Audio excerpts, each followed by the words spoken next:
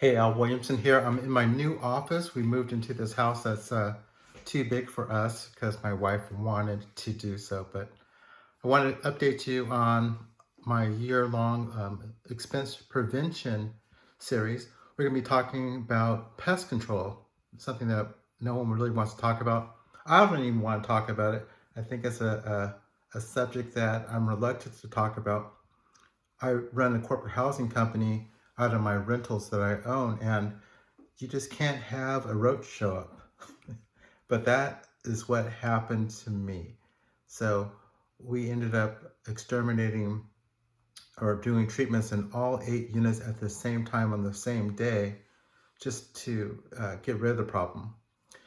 But as we're dealing with this series, I want to go through all my unexpected expenses and talk about ways I could have prevented that, because saving $1 is more profitable than earning $1 because of taxes and effort and things like that.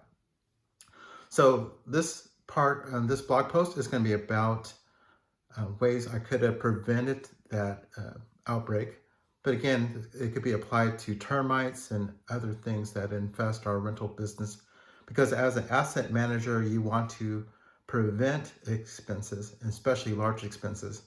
It's much cheaper to do that, higher profit, more profitable, better for your net income to prevent something than to actually have to deal with it and fix it.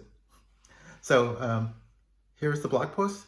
It's at leadinglandlord.com. If you haven't already subscribed, please do so. I'm trying to make some money for you. Okay,